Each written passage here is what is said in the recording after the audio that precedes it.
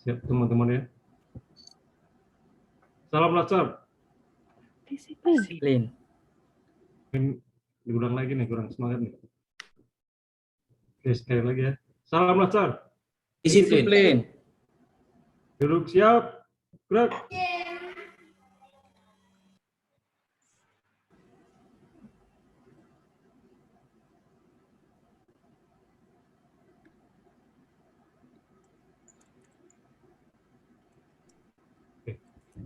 Lapor. Peserta Latsar CPNS LIPI tahun 2021, Angkatan 3, Kelompok 1 berjumlah 10 orang. Hadir lengkap, siap menerima pembelajaran. Lanjutkan. Teman-teman, mari kita berdoa menurut agama masing-masing. Berdoa, mulai.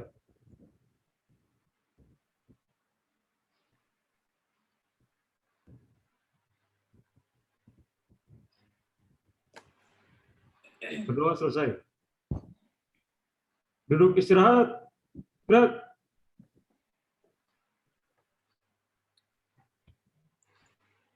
Oke, terima kasih teman-teman. Apa kabarnya hari ini? Baik, Mbak. Luar biasa, alhamdulillah. Luar biasa. Oke ya teman-teman, saya izin share screen terlebih dahulu, boleh? Boleh. Oke, apakah sudah terlihat? Sudah.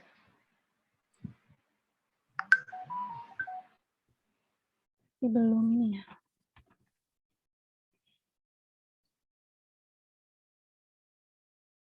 Oke teman-teman, sebelum kita mulai, lebih enak kita berkenalan kembali ya. Jadi di sesi agenda 2 ini untuk teman-teman di kelompok 1, kita ini ada tim berempat. Yang pertama itu ada Pak Sutrisno Heru Sukoco. Halo Pak Nino. Halo Mbak Yokta, halo teman-teman semua. Mohon izin saya sementara pakai handphone terlebih dahulu karena ada sosialisasi assessment, tapi insya Allah segera langsung bisa gabung rekan-rekan. Oke, terima kasih Pak Nino. Yang kedua saya sendiri, Yoktavia Indah Kurnia Dewi, bisa teman-teman panggil Yokta.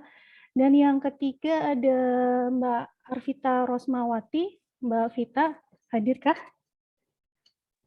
Siap, hadir Mbak. Ya, Mbak Vita. Oke, dan yang keempat ini ada Mas Afifuddin Ferdiansyah. Dan yang selalu setia menemani teman-teman adalah Mas Rosid. Mas Rosid masih ada di sini? Siap. Oke, jadi teman-teman setelah kita berkenalan, alangkah baiknya juga kami ingin mengenal teman-teman lebih lanjut. Jadi teman-teman nanti silahkan saja sesuai dengan nomor urutnya, memperkenalkan diri, nama lengkap, dan nama panggilan, asal satker teman-teman, dan citra diri teman-teman berdasarkan nilai positif aneka yang telah teman-teman pahami. Oke, siap ya?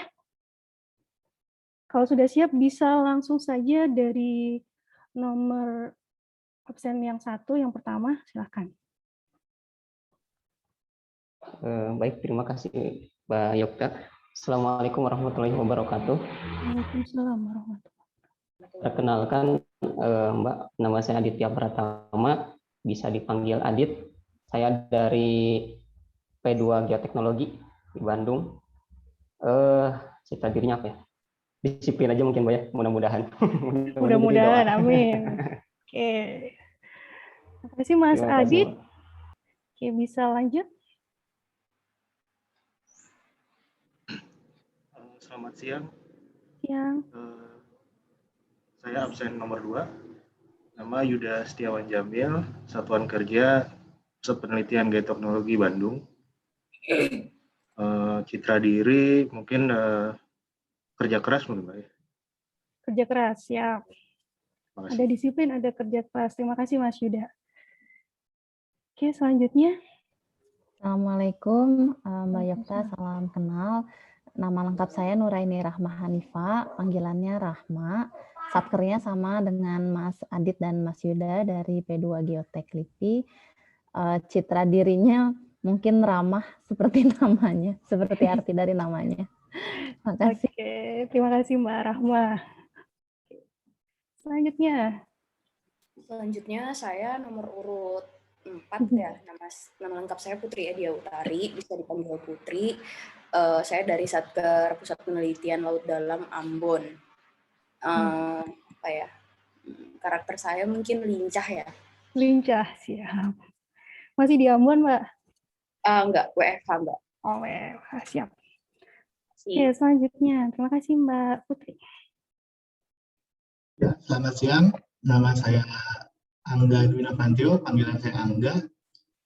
Asal satkernya dari Pusat Penelitian Laut Dalam sama kayak Mbak Putri di Ambon, sekarang lagi di Ambon juga. Wow. Citra ini berdasarkan nilai aneka mungkin konsisten. Konsisten. Oke, terima kasih, Mas Angga. Oke, Terima selanjutnya. kasih Mbak Yoko. Nama saya Muhammad Zainul Wakia, biasa dipanggil Zain. Saya sama kayak Mbak Putri dan Mas Angga, saya di Laut Dalam P2LD, sekarang lagi di Ambon. Citra diri mungkin sistematis kali. Sistematis, siap. Terima kasih, Mbak. Terima kasih. Oke, selanjutnya. Baik, perkenalkan, nama saya Ali Rahmat, sering dipanggil Ali, asal Satker dari Pusat Penelitian Limnologi Cibinong, Bogor, terdiri berdasarkan nilai positif aneka berintegritas. Siap, berintegritas. Oke. Selanjutnya. Saya urut 8, nama saya Muhammad Awaludin Adam, panggilannya Adam saja, asal Satker, sama dengan Mas Ali, tetangganya Pusbindiklat dari Limnologi. Citra diri optimis dan disiplin. Terima kasih. Terima kasih Mas Adam. Selanjutnya ada 10 ya, kan ya? Selamat siang. Nomor 9 Rizky Ayu Kristanti, panggilan Ayu, asal satkernya P2O Oceanografi, citra dirinya amanah. Oke, terima kasih Mbak Rizky. Sudah semua ya? Masih satu lagi. Oh, 11 ya? 10 apa 11? Mbak Tiwi. Mbak Tiwi. Oke. Assalamualaikum warahmatullahi wabarakatuh. Nama saya Marti Widya Setiawati, nama panggilan Tiwi, asal Satker Pusat Penelitian Oceanografi P2 LIPI. Citra diri mungkin lebih ke apa yang diinginkan kali ya Mbak ya. Ingin profesional kita. Terima kasih. Oke, terima kasih Mbak Tiwi. Ini ada 10 apa 11 ya? 10. Ada 10, Bu. Ya. Oke, teman-teman, sebelum mulai kita bisa refresh dulu ya, refresh otak kita. Teman-teman pernah bermain atau melakukan gerakan senam otak atau tidak? Yang mana nih? Yang mana nih? Bentar, saya cek dulu ya, apakah saya sudah share sound.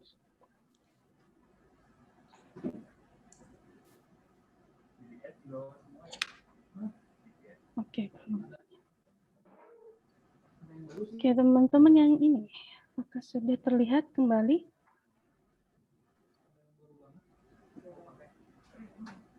Sudah terlihat kembali ya?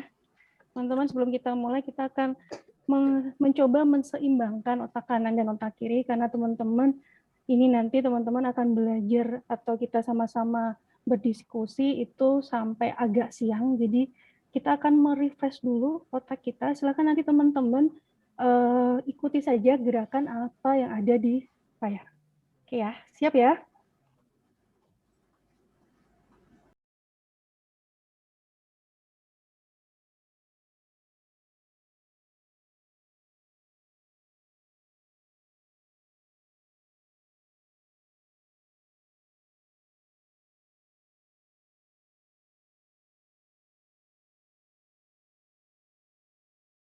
Gerakan kedua.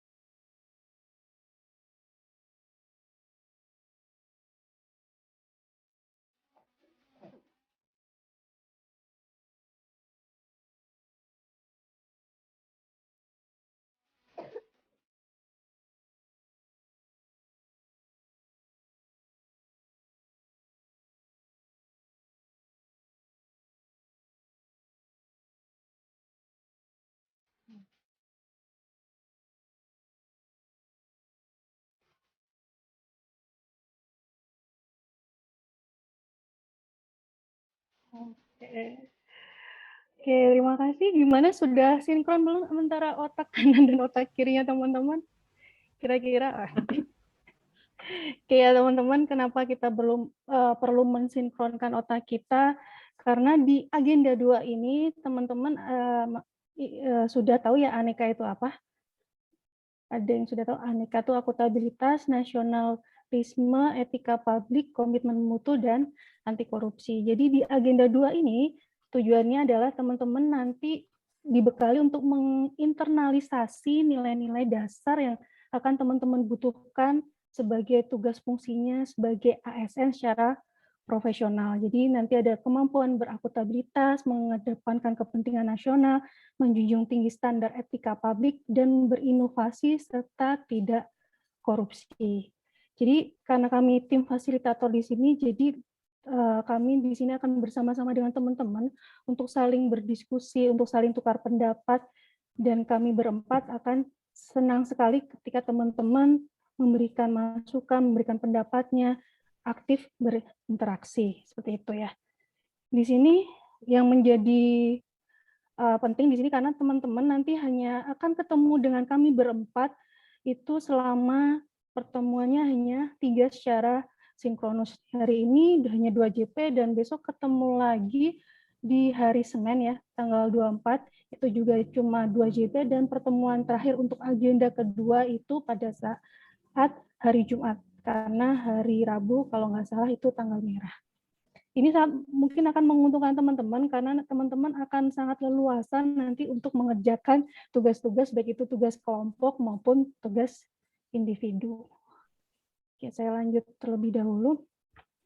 Untuk itu teman-teman diharapkan nantinya seperti tadi sudah kami katakan agar teman-teman itu sangat aktif, selalu berpikir positif, komunikatif, dan berkomitmen terhadap itu waktu maupun pengerjaan tugas maupun pada saat di kelas. Oke, teman-teman sudah kemarin di MOOC sudah membaca materi di modul, masih ingat atau sudah lupa? Masih ingat judulnya, Bu. Judulnya dan jumlah halaman, jangan-jangan. Berapa ratus gitu. Siap, kita akan merefresh kembali ya teman-teman via Slido. Teman-teman bisa mengaksesnya di sini. Jadi bisa dengan HP, bisa dengan PC atau laptop teman-teman. Silakan kalau dengan HP silakan teman-teman scan barcode-nya. Kalau dengan PC bisa teman-teman ketik slido.com, ada tagar 468617. Oke, saya undang teman-teman, kita akan mereview sebentar materi dari MOOC, apa yang teman-teman dapat di MOOC. Oke, saya langsung ke slide-nya dulu, saya stop share dulu. Kodenya berapa Mbak tadi? 468. Oke, kodenya 468617.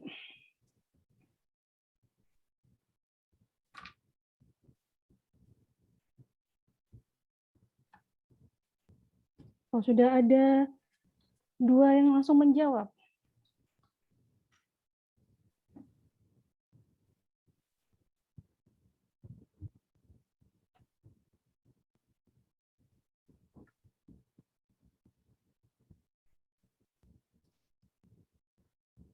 Oke. Ada yang mengetikkan tagarnya? 46. Satu bertanggung jawab. Oke, amanah.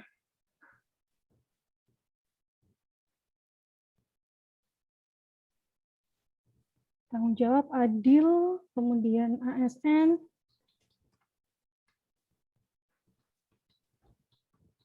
responsif ya, akuntabilitas responsif ya. Integritas. Ya sudah 10 yang masuk ya. Saya akan lanjut. Oh, masih ada yang akan memberikan pendapatnya di slide yang pertama? Sudah ya. Kita lanjut yang kedua. Menurut teman-teman, apa itu etika publik?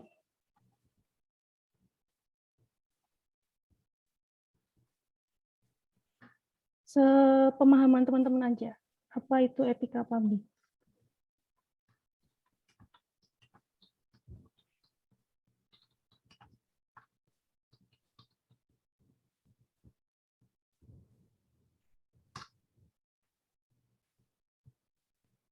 Ya, ada aturan dalam masyarakat, sopan,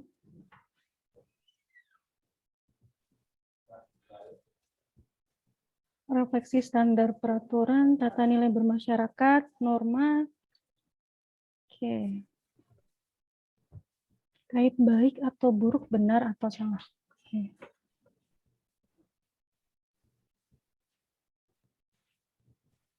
Satu lagi yang belum.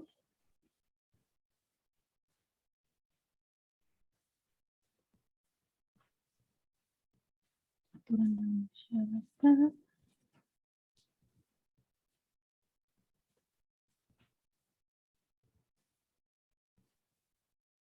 Satu orang lagi. Oke. Pelayanan sikap seorang wasit. Pelayan publik yang beretika.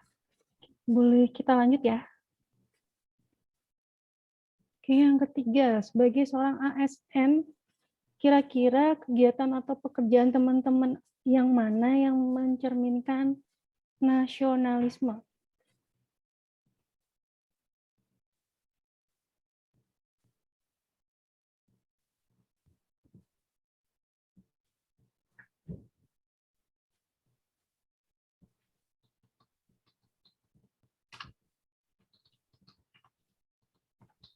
Oke, kolaborasi.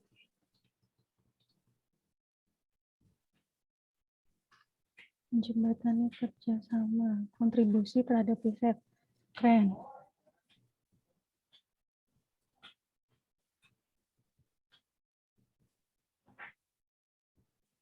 Mewakili bangsa.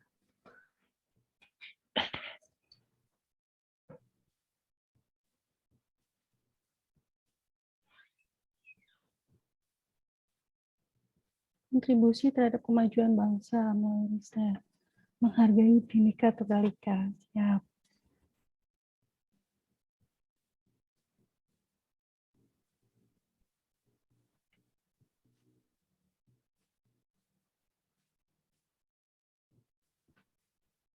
Ada lagi? Bisa lebih dari satu kali memasukkan pendapatnya?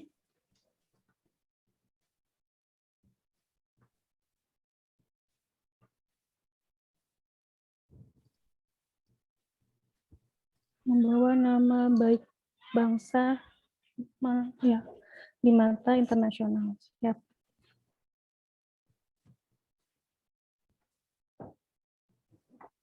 Oke, kita lanjut dulu ya. Selanjutnya, menurut teman-teman, apa itu komitmen mutu?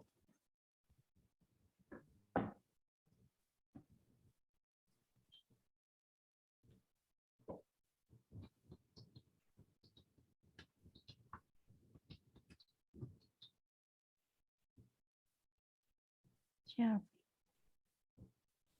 Kualitas. Nilai mutu, kualitas yang terjaga. Oke.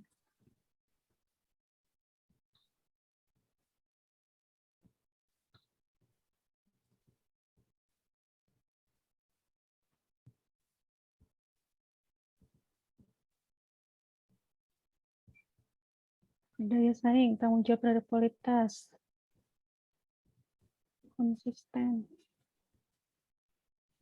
capai target sesuai standar. Nah,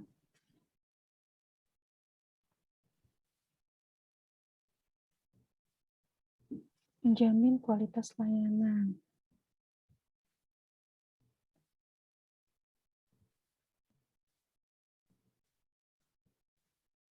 Satu orang lagi.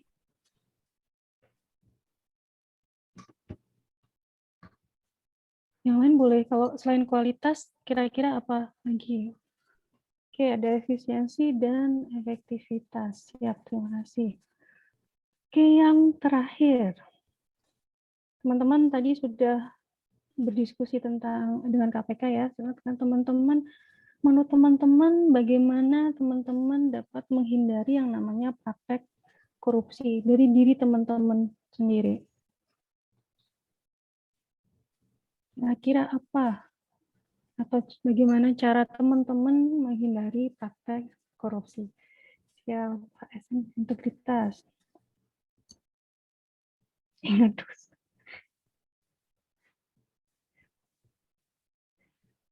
Oke, menahan diri, ingat dosa.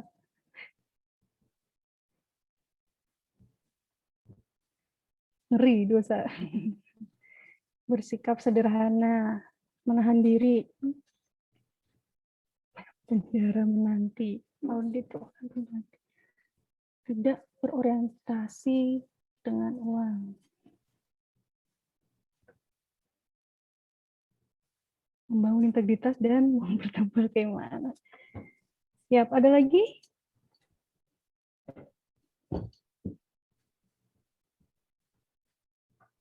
Ada yang berpendapat lagi, ini bisa lebih dari satu kali untuk teman-teman mengetik. Senang di depan, sengsara di belakang. Senang di Ini senang di depan, sengsara di belakang, maksudnya apa ini?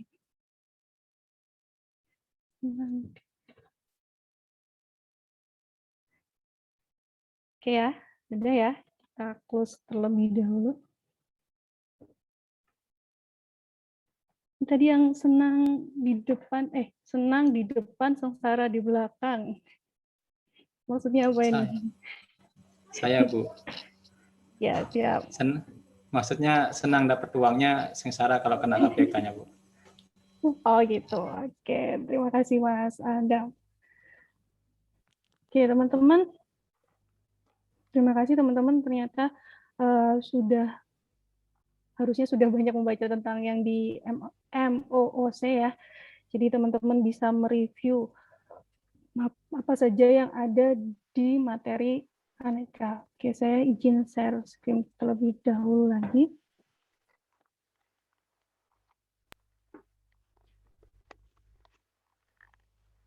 Sebentar. Oke, jadi teman-teman, kata kunci dari aneka itu kita ibaratkan sebagai pohon. Sebagai akar itu teman-teman adalah nasionalisme. Jadi ketika teman-teman mengibaratkan itu pohon, akar yang kuat itu di bagian bawah yang akan menyeimbangkan di bagian atasnya. Jadi nasionalisme itu sebagai akar, dengan kata kunci yang bisa teman-teman ingat itu adalah mengedepankan kepentingan nasional. Kemudian dari akar kemudian ke batang. Jadi di batang itu ada dua, ada etika publik dan anti korupsi. Jadi ketika teman-teman berbicara tentang anti korupsi itu kata kuncinya adalah teman-teman berani berkata dan bertindak dan berpikiran tidak melakukan korupsi dan mempercepat pemberantasan korupsi. Kemudian ketika teman-teman berbicara tentang etika publik, itu teman-teman membicarakan atau kata kuncinya adalah menjunjung tinggi standar etika publik. Kemudian ke atasnya itu ada daun. Daun di sini ada komitmen mutu dan akuntabilitas. Jadi kata kuncinya ketika teman-teman itu mendengar komitmen mutu adalah teman-teman berinovasi untuk peningkatan mutu pelayanan dari tugas jabatan teman-teman. Jadi ketika teman-teman menjadi peneliti nantinya berarti komitmen mutunya teman-teman adalah berinovasi untuk kegiatan riset teman-teman. Kemudian di daun ada itu namanya buah. Buah dari itu semua adalah akuntabilitas. Jadi ketika teman-teman mendengar kata akuntabilitas, maka keywordnya atau kata kuncinya adalah kemampuan berakuntabilitas. Kemampuan untuk mempertanggungjawabkan apa yang sudah menjadi amanahnya teman-teman.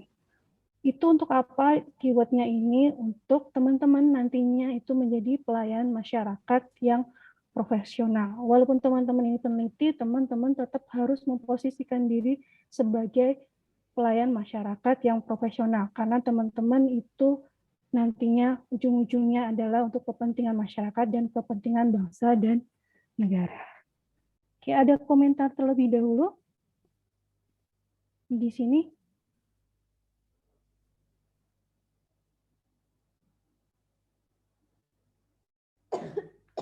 Diam biasanya itu emas.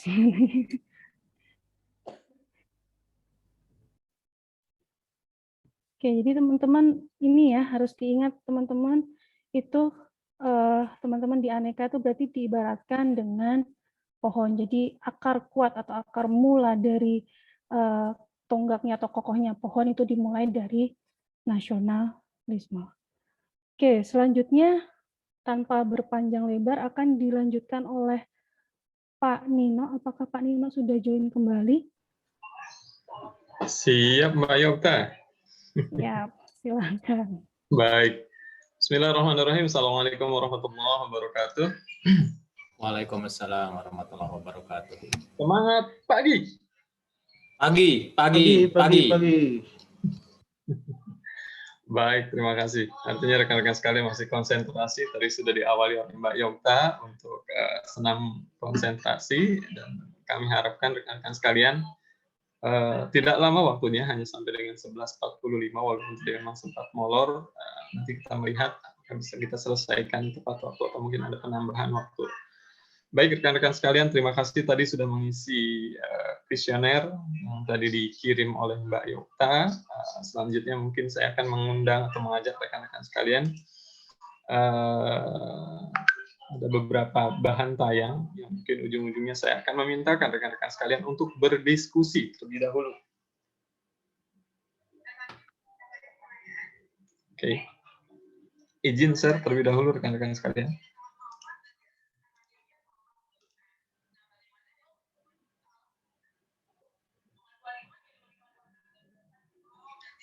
Sudah terlihat? Sudah, Pak. Ya, Pak.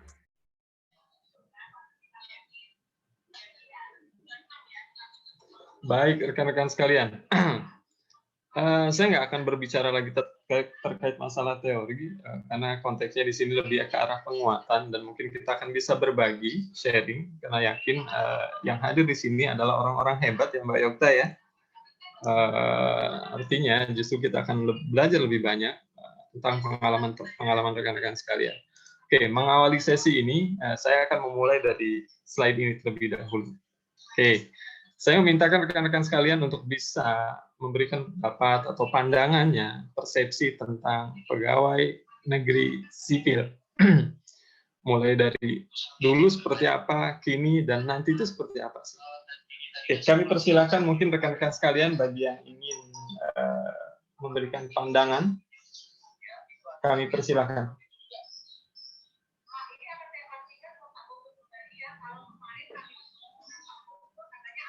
Siapa yang mau memberikan pendapat? Wah, boleh saya, Pak. Sesuai dengan namanya, Awaludin. Baik, terima kasih untuk waktunya, Pak Sutrisno. Menurut saya, karena saya ini anak PNS, tapi anak PNS yang sudah pensiunan, jadi menurut saya PNS dulu itu adalah PNS yang bisa disortir, atau bisa digerakkan. Oke. Jadi istilahnya sebagai mungkin boneka pemerintah lah.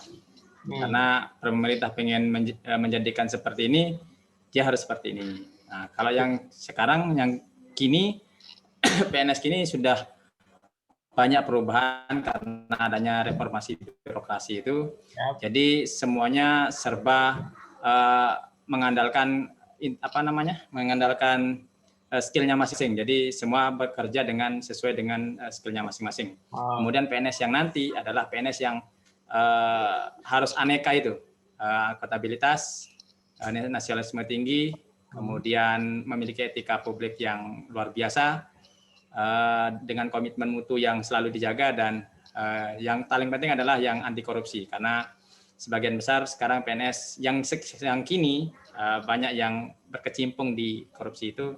Harapan saya nanti ke depannya PNS adalah PNS pegawai negeri sipil yang anti korupsi semuanya. Wow, luar biasa Mas Awaludin. Oke, ini baru satu pendapat rekan-rekan sekalian. Saya pengen juga mendapatkan pandangan lain dari rekan-rekan sekalian. Oke. Semakin rekan-rekan sekalian aktif, insya Allah tentu juga akan berimbas pada keaktifan dalam konteks pembelajaran ini.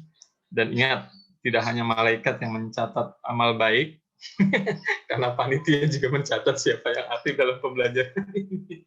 Jadi kami persilakan, tidak usah ragu, tidak usah malu, kami yakin. Oke, kayaknya Mbak Martiwi, kayaknya sudah unmute, kami persilakan Mbak Martiwi. Saya ingin pertama mengenai PNS dulu gitu. Saya kurang tahu ini dulu itu umur berapa atau ininya time frame-nya kurang jelas dulu seperti apa. Tapi kalau pendapat saya, kalau PNS dulu itu santai sekali gitu kan, sangat santai. Apalagi mungkin pekerja kelurahan gitu kan, atau enggak pekerja kecamatan gitu yang sering hubungan sama fasilitas publik gitu kan. Kemudian yang kini itu susah untuk mengeneralisasi karena kapasitas dari Pemda itu berbeda gitu. Contohnya ketika kita belajar ketika berurusan dengan pemerintah daerah di Sumatera Utara dengan di Surabaya contohnya, Jawa Timur itu beda banget Pak. Jadi untuk mengeneralisasi PNS masa kini itu tergantung kapasitas di daerahnya seperti apa gitu. Kalau di pusat saya rasa sudah mulai signifikan peningkatannya karena sistemnya bagus gitu kan. Ya untuk nanti saya ingin profesional PNS lebih ditingkatkan. Paling tidak setara dengan selevel bank-bank BUMN besar yang ada di Indonesia saat ini. Ya. Oke, terima kasih banyak. Ini masih ada 3 orang yang raise hand. Mungkin kita awali dari Mbak Putri. Kami persilakan Mbak Putri. Bedanya PNS zaman dulu dan zaman sekarang menurut saya lebih ke brandingnya ya. Izin Mbak Putri, suaranya bisa dikeraskan atau mungkin? Kan Pak? Nah, baru sekarang terdengar keras.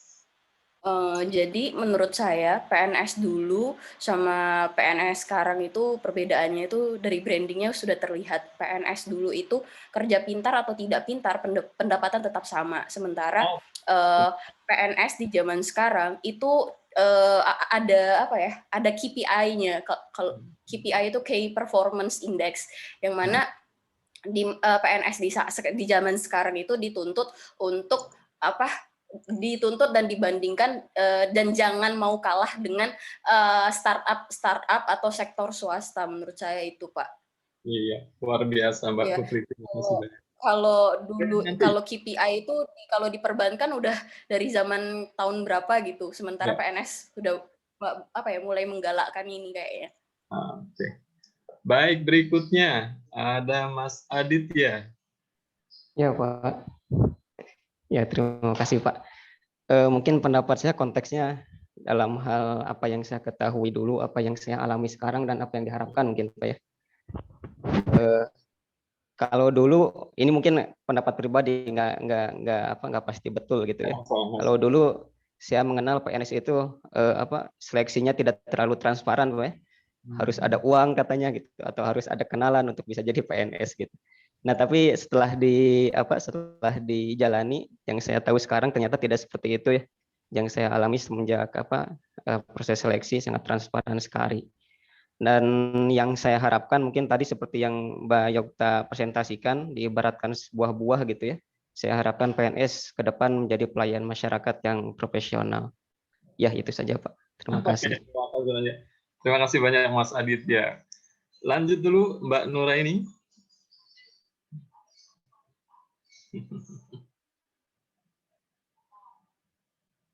Kami persilakan Mbak Nuraini. Terima kasih. Iya, Pak Sutrisno, mungkin dulu image yang saya punya PNS zaman dulu tuh lebih pasif ya, maksudnya mungkin lebih menuruti perintah atasan gitu. Kita sangat jarang mendengar bahwa PNS itu ruang geraknya fleksibel ya. Dan mungkin itu juga yang saya nggak pernah kepikiran akan jadi PNS sampai tahun 2019. Tapi alhamdulillah seiring dengan waktu kita juga bisa melihat di PNS mungkin sejak reformasi juga ya, ruang-ruang geraknya udah lebih banyak dalam mencapai misi bersama itu banyak jadi koridornya diberikan tetapi tidak dikungkung gitu pergerakannya. Ruang inovasinya dan ruang aktif, ide-ide yang keluar itu udah lebih bisa kita lihat, juga udah lebih udah lebih ke teknologi gitu. Dulu saya ngelihat ya kan PNS juga macam-macam ya, dari yang kelurahan, desa sampai ke nasional gitu. Kita bisa melihat gap yang sangat besar juga. Kalau kita ke kantor kelurahan aja kan mungkin situasinya cukup memprihatinkan, tapi semakin ke sini kayaknya udah ya paling nggak udah ada komputer, udah mulai lebih digital, udah lebih banyak improvementnya gitu. Dari situ saya bisa melihat peluang ke masa depan itu rasanya sudah akan lebih bisa mentransformasikan bangsa, kolaborasi juga lebih kuat. Kemudian ya tadi ya, maksudnya karena sekarang juga inovasi sudah lebih banyak digaungkan, rasanya ke depannya itu kita akan bisa melihat lebih banyak inovasi dari PNS untuk menuju bangsa yang lebih baik. Wow, luar biasa Mbak Nuraini. Terima kasih banyak. Berikutnya Mas Ali. Udah diborong Mbak Aini. Baik, kalau pandangan saya kebetulan di keluarga beberapa adalah PNS gitu. Nah, kalau melihat dari kondisi dulu gitu, sepertinya PNS itu siapa yang kira-kira punya ijazah atau ada orang untuk menempati posisi itu sangat dibutuhkan untuk sistem seleksi ya mungkin. Dibandingkan tahun yang sekarang, kita seleksinya akan semakin lebih ketat dan mungkin masa depan akan lebih komprehensif. Nah, kemudian saya melihat PNS dulu itu lebih kayak tertatih-tatih, ini maunya buat peraturan seperti apa gitu. Lebih kayak meraba-raba peraturan yang tepat seperti apa untuk dibuat dalam sebuah sistem, untuk misal perangkat desa, kemudian perangkat kecamatan atau aturan-aturan selevel pada jenjangnya. Nah, mungkin sekarang kita sudah lebih peraturan-peraturan itu lebih nyata dan mungkin referensinya bisa lebih luas karena mungkin di internet segala macam bisa melihat dari negara-negara lain. Nah, mungkin ke depan sistem ini gitu ya, sistem yang sekarang ini yang dikerjakan PNS sekarang mungkin akan lebih efisien di kedepan di yang akan datang gitu. Mungkin itu. Ya, terima kasih banyak Mas Ali, Mbak Nuraini, kemudian Mbak Putri, Mbak Markiri, termasuk juga tadi ada Mas Aditya dan Mas Awaludin. Baik, beranjak dari pengalaman kita, ya mungkin rekan-rekan sekalian juga ada yang background keluarganya berasal dari PNS, kemudian ada juga yang pernah merasakan bagaimana layanan-layanan yang diberikan PNS, walaupun mungkin notabene-nya bagi rekan-rekan sekalian, walaupun nanti diangkat sebagai PNS, mungkin tidak langsung berhubungan dengan masyarakat.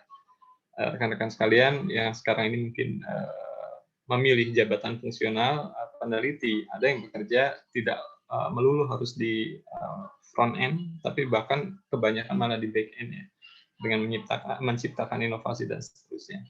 Tapi mungkin sebagai gambaran, karena lebih banyak orang menyoroti atau memperhatikan bagaimana PNS itu justru dari pelayanan yang diberikan. Ya, sebagai gambaran mungkin di tingkat desa, kecamatan, kabupaten, daerah dan seterusnya. Betul, memang ada perbandingan antara daerah tertentu dengan daerah yang lain. Saya sendiri punya pengalaman hampir sama rekan-rekan sekalian. Dulu saya sempat bekerja di swasta, di mana konteksnya di swasta itu karena memang cenderung money oriented, ya karena dituntut untuk produksi dan seterusnya. Dan yang paling saya rasakan ketika itu adalah keberadaan security atau keamanan.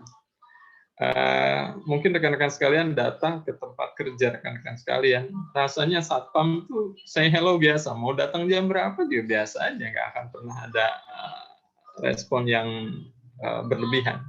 Tapi berbeda ketika misalkan kita di swasta, telat dari jam waktu yang sudah ditetapkan, kuasa satpam atau security itu luar biasa. Bahkan kita bisa saja langsung dipulangkan. Hari itu dianggap bolos dan seterusnya, kalau tidak mendapatkan izin dari atasan dan seterusnya. Nah, berbeda saat ini, bahkan dengan perubahan flexible time ya rekan-rekan sekalian. Rekan-rekan sekalian bisa bekerja sekarang ini bisa dari rumah, tapi dituntut juga rekan-rekan sekalian harus absen, di mana absennya harus dengan koordinat dan seterusnya. Balik lagi, ketika niatan kita tidak baik, tentu sebetulnya banyak siasat, banyak cara untuk mengkondisikan seakan-akan kita berada di tempat padahal kita di mana dan seterusnya. Walaupun mungkin orientasinya yang penting pekerjaan selesai dan seterusnya. Secara layanan mungkin rekan-rekan sekalian juga melihat banyak perubahan untuk saat ini dengan adanya reformasi birokrasi. Di beberapa tempat, di beberapa wilayah atau daerah, termasuk mungkin di lingkungan saya sendiri di Kabupaten Bogor, ini sudah menunjukkan perubahan yang cukup signifikan, walaupun masih ada celah atau kelemahan di beberapa layanan yang disediakan di pemerintahan daerah maupun di pemerintahan pusat. Nah, sedangkan konteks rekan-rekan sekalian ini semuanya fungsional yang dipilihnya peneliti kan ya? Oke. Nah, ketika memilih peneliti, tentu sebetulnya salah satu keuntungan di LIPI adalah masalah seragam. Rekan-rekan sekalian cenderung masih lebih aman dibandingkan harus bekerja di Pemda dan seterusnya, di mana pakaian itu memang menjadi identitas. Di LIPI pun sebetulnya ada pakaian khasnya, misalkan putih dengan logo dan seterusnya, atau mungkin rekan-rekan sekalian bisa menambahkan PIN dan seterusnya. Tetapi memang kita tuh tidak langsung mencirikan bahwasannya kita PNS. Dengan berpakaian biasa saja, mungkin orang tidak akan menyangka kalau kita PNS. Tapi ya, karena kita sekarang sudah terdaftar, dan rekan-rekan sekalian dalam proses untuk menghilangkan huruf C di depannya, melalui pelatihan ini, ya kami harapkan rekan-rekan sekalian bisa banyak belajar, terutama untuk mendalami tentang nilai-nilai dasar ini. Nah, harapannya nanti, karena saat ini pemerintahan memang sudah menerapkan sistem merit mulai dari rekrutmen, rekan-rekan sekalian sudah disodorkan untuk proses pemilihan atau seleksi yang lebih transparan. Mungkin tahun saya itu mulainya LIPI mengawali untuk proses seleksi secara transparan. Maksudnya memang walaupun mungkin secara keseluruhan melalui Menpan itu belum dilaksanakan, tapi LIPI pas tahun saya mendaftar itu sudah secara online, pemberkasan pun secara online, kita tidak perlu harus datang, kemudian validasi juga. Jadi konteks untuk bertemu atau indikasi sampai terjadinya hal-hal yang mungkin tidak diinginkan itu sudah LIPI sudah memulai. Tahun saya mendaftar 2005-2006. Itu sudah dimulai, dan saya merasa bahagia ketika saya diterima, bukan karena apa-apa, artinya saya diterima dengan jerih usaha sendiri tanpa ada embel-embel apapun, dan mungkin itu kebanggaan kita bersama, termasuk rekan-rekan di sini terpilih menjadi CPNS di LIPI atau mungkin di tempat lain yang dengan melalui sistem yang lebih transparan, tentu ini menjadi modal, ya. Karena khawatir ketika misalkan di awal saja sudah dibebankan dengan pembiayaan, membayar sekian dan sekian, tentu biasanya akan menghitung untung ruginya, akhirnya yang dipikirkan modal yang harus dikeluarkan harus balik dan seterusnya. Tapi kita berharap rekan-rekan sekalian tetap istiqomah, konsisten, sesuai dengan harapan-harapan yang tadi sudah disebutkan. Baik, kita lanjutkan ke slide berikutnya rekan-rekan sekalian. Nah, tadi sudah mempelajari atau bahkan sudah mendapatkan penjelasan, penjabaran atau presentasi dari KPK, dari sumbernya langsung, rekan-rekan sekalian. Saya tadi tidak mengikuti juga secara keseluruhan karena baru bisa bergabung di sesi akhir.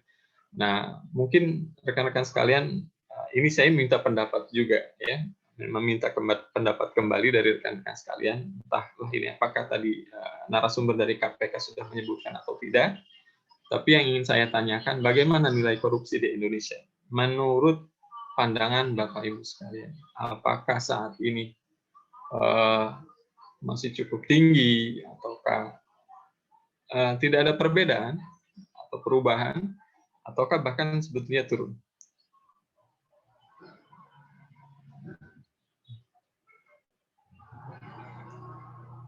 Boleh? Silakan. Boleh menanggapi, Pak? Silakan. Menurut saya pribadi, jadi korupsi itu udah seperti mengakar ya di negara kita. Walaupun berkurang dibandingkan zaman dulu, itu sekarang lebih terekspos gitu, dan isunya sudah sangat sensitif untuk jadi masyarakat pun aware gitu kan, itu sisi positifnya. Tapi tetap masih mengakar di tempat kita, apalagi para birokrat ya. 5 tahun terakhir saya cukup sering bekerja sama dengan pemerintah pusat maupun pemerintah daerah. Dan ini sangat terasa sekali. Jadi ketika ada perjalanan ke luar negeri, mereka sudah dibiayai full sama kolaborator yang ada di luar gitu kan, tapi masih tetap minta tanda tangan SPPD gitu kan. Padahal dan pihak di luar negeri ini tanda tangan apaan gitu, make sure lagi gitu kan. Setahu saya itu jadinya double funding ya Pak ya. Itu kan negara punya anggaran, dan anggaran harus diberikan kepada pejabat tersebut gitu. Dan itu pasti masuk ke kantongnya sendiri, padahal semua fasilitas sudah diberikan grant ya di Indonesia. Dan ya paling sering sih yang seperti itu rata-rata eselon 2, eselon 3 yang bertindak seperti itu. Mungkin itu saja sih yang perlu saya sampaikan. Baik, ya, Mbak Martiwi, ini luar biasa ya. Jadi sebelum jadi CPNS atau bahkan mendaftar jadi CPNS, pengalamannya ini luar biasa, Mbak Martiwi.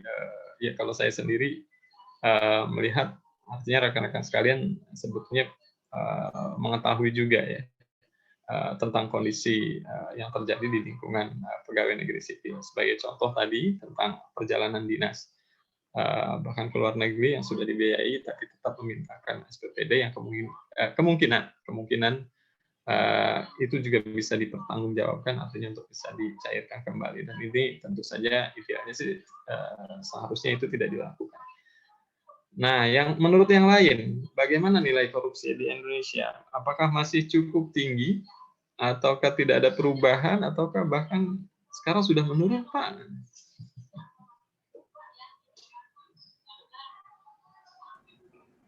Boleh kami persilahkan? Boleh Pak, ini ada 4 orang, siapa duluan? Oh iya ya, ini masih ada yang resen, ada Mas Rizky, Mbak Nuraini, Awaludin, dan Mas Ali. Wah, oke. Sesuai dari urutan saya, ada Mas Rizky terlebih dahulu, kami persilahkan. Ini pengaruh background kayaknya nih ya, jadi mukanya nih tidak saya Pak ya? Maaf Pak, memang ini komputernya nggak bisa di-adjust. Saya sudah upgrade ke yang baru juga tetap sama. Kalau di lem biru jangan jauh-jauh. Kabari saya. Ini udah di depan Pak, di depan sekali. Ya maksudnya lem biru, lem bulb yang baru. Nanti yang lemparannya jangan usah jauh-jauh. Oke, silakan Mbak Rizky. Oke, langsung saja. Karena pertanyaannya adalah bagaimana nilai korupsi di Indonesia? Saya bilang sih 100 Pak ya. Nilainya sangat maksimal gitu. Jadi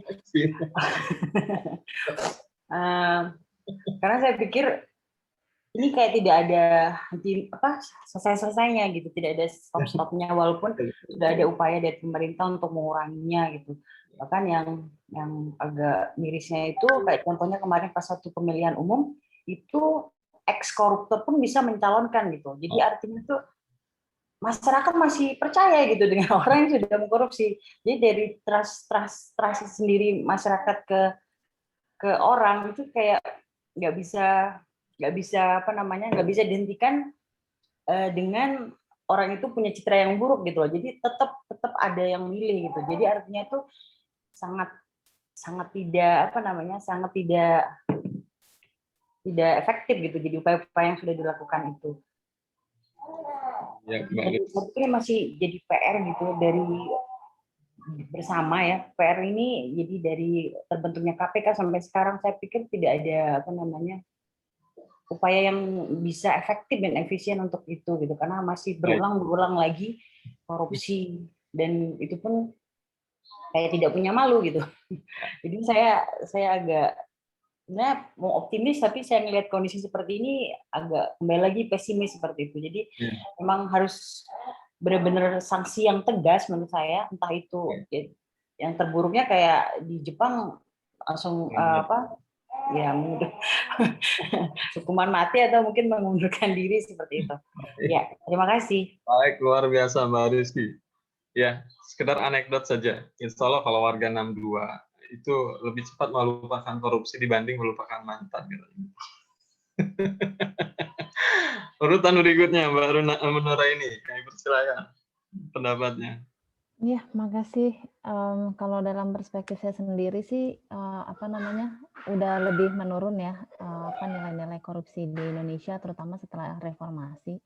Tapi yang pengen saya highlight, tadinya juga di sesi main room, itu yang mau saya komentari, itu justru di sektor kedokteran yang mungkin nggak banyak terangkat gitu, nggak banyak terangkat dan nggak banyak diulas media. Aku lihat di publikasi juga sangat jarang. Tapi itu kalau tadi mendengar ini ya bentuk-bentuk korupsi gitu kan, ada gratifikasi, ada apa segala macam. Kalau di kedokteran itu udah benar-benar berupa kerajaan, Pak. Orang yang berpotensi menjadi dokter tapi tidak dari keluarga dokter, tidak punya koneksi dokter, itu sangat sulit sekali untuk masuk ke kedokteran. Pun pada saat mengambil spesialis itu gratifikasinya luar biasa, parah sekali. Dan itu nggak banyak di blow up ya. Jadi mekanisme tersebut tuh seperti sudah menggerogoti sistem kedokteran kita, padahal mereka adalah front line dari assistance medical di kita gitu kan. Bagaimana kalau misalkan orang yang berkualitas tinggi menjadi dokter tidak punya dana untuk menjadi seorang spesialis, itu nggak ada kesempatannya. Jadi dia untuk menjadi spesialis itu harus sangat kaya dan harus punya koneksi. Kemampuan itu benar-benar nomor kesekian gitu, dan itu kan sangat tidak sehat ya untuk dunia kedokteran kita. Aku sih ingin, ya itu yang ingin aku highlight, karena aku melihat dari zaman dulu sampai sekarang kok justru sektor kedokteran ini nggak mendapat banyak proporsi dan nggak ada banyak perubahan dari dulu sampai sekarang, yang masih seperti ini aja gitu. Turun-temurun terjadi seperti itu, dan ini sangat problematis ya kalau menurut saya. Itu mungkin Pak. Makasih. Oke, luar biasa Mbak Nura ini. Ini informasi juga ya, walaupun mungkin saya sendiri pernah mendengar hanya selentingan, tapi maksudnya tidak detail seperti ini. Walaupun tidak hanya di lingkungan kedokteran, bahkan militer pun hampir sama rekan-rekan sekalian kasus-kasusnya. Tapi ya memang itulah yang terjadi. Oke, berikutnya Mas Awaludin. Terima kasih Pak. Panggil Adam aja Pak. Mungkin saya meneruskan pendapat dari Mbak Tiwi tadi. Kalau menurut saya, kalau sudah mengakar berarti sekarang sudah membuahi, Pak. Jadi sudah keluar buahnya. Ya, istilahnya buahnya di sini yang saya soroti adalah di dunia pendidikan. Dari adanya program belajar yang gratis yang 9 tahun, dengan adanya dana BOS, banyak kasus-kasus yang muncul di televisi itu. Dana BOS yang diselewengkan, dana BOS yang yang tidak tepat sasaran dan sebagainya itu. Kemudian yang ke perguruan tinggi banyak. Memang pertamanya untuk seleksi mahasiswanya transparan, kemudian ada seleksi tingkat nasional, ada seleksi tingkat kampus tersendiri. Nah, di seleksi tingkat kampus ini kan dibagi dua, adanya seleksi dengan CAT sama adanya seleksi mandiri. Nah, di seleksi mandiri ini masih terjadi yang kita ini menurut saya sudah berbuah ini, Pak. Bagaimana caranya kita memotong buah ini harus potong akarnya dulu. Jadi seperti itu mungkin Pak, menurut saya. Terima kasih. Baik, terima kasih rekan-rekan sekalian. Oke, ada yang berpendapat bahwasanya kondisinya persepsi korupsi di Indonesia ini ada yang sudah turun, ada juga yang mungkin masih tinggi, bahkan tadi langsung nilainya 100%. Tapi ini saya ingin menunjukkan hasil survei yang memang dilakukan oleh Lingkar Survei Indonesia pada PNS, tapi sayangnya memang secara data ini tidak disebutkan berapa jumlahnya. Tapi memang terlihat masih cukup tinggi, ya rekan-rekan sekalian. Ada kurang lebih sekitar 34,6% PNS menilai korupsi di Indonesia ini justru malahan meningkat. Nah, detailnya mungkin kurang lebih seperti ini, ya. Ada yang berpendapat korupsi telah menurun, ada juga yang berpendapat tidak ada perubahan. Tapi kita bisa mencermati bahwasanya kondisi yang tertinggi justru menganggap korupsi di Indonesia masih meningkat. Dan dari gambaran yang saya dapatkan dari rekan-rekan sekalian, pada kenyataannya memang ini belum terlalu signifikan, ya.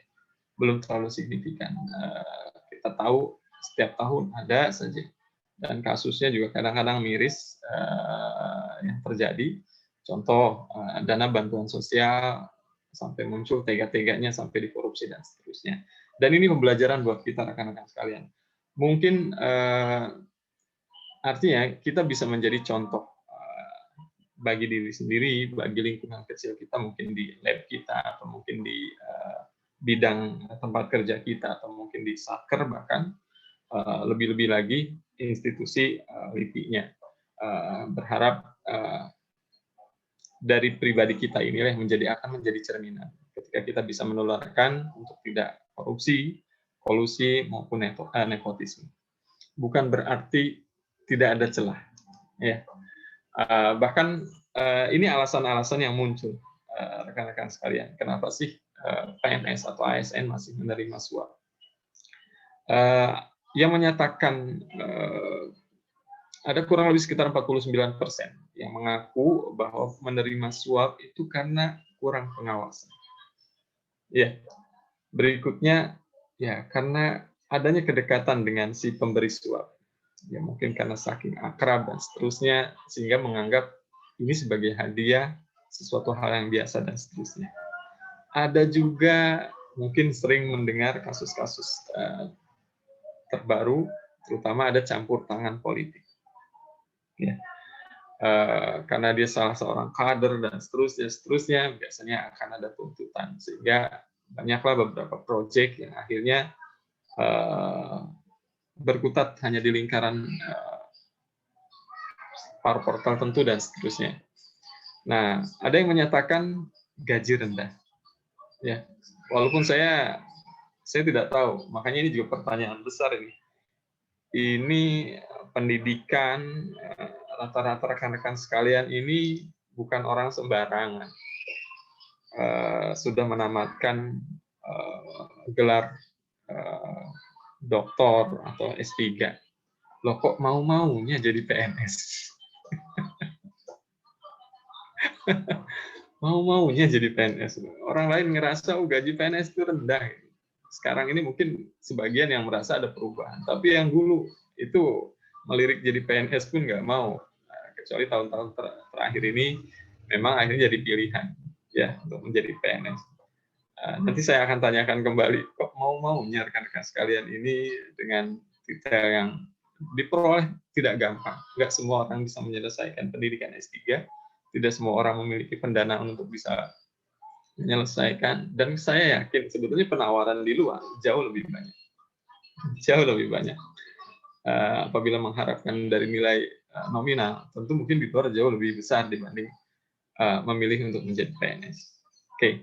Nah, yang berikutnya adalah kenapa menerima suap ini masih adanya budaya. Tadi sudah disebutkan bahkan mengakar, bahkan sudah ada hasilnya, produknya yang awalnya memang ini menjadi budaya atau kebiasaan. Dan yang mungkin parahnya lagi adanya dukungan atasan karena menganggap apa yang dilakukan ini sesuatu yang wajar, tidak ada kaitannya dengan korupsi. Nanti kita akan melihat juga ada beberapa tayangan film yang mungkin bisa menjadi inspirasi pembelajaran buat kita semua rekan-rekan sekalian. Oke, nah berdasarkan survei juga ada 5 tempat yang paling korup di instansi pemerintah.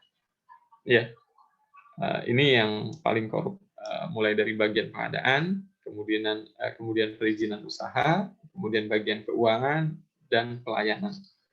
Unsur lain-lain itu kurang lebih sekitar 1%. Nah, menurut rekan-rekan sekalian, ketika rekan-rekan sekalian sudah diangkat jadi PNS, kemudian fungsionalnya peneliti, tentu tidak ada bagian kan di sini ya. Ya, rekan-rekan sekalian bukan bagian pengadaan, bukan bagian perizinan, bukan bagian keuangan, dan bukan juga pelayanan. Kira-kira ada peluang tidak untuk bisa korupsi dengan fungsionalnya nanti?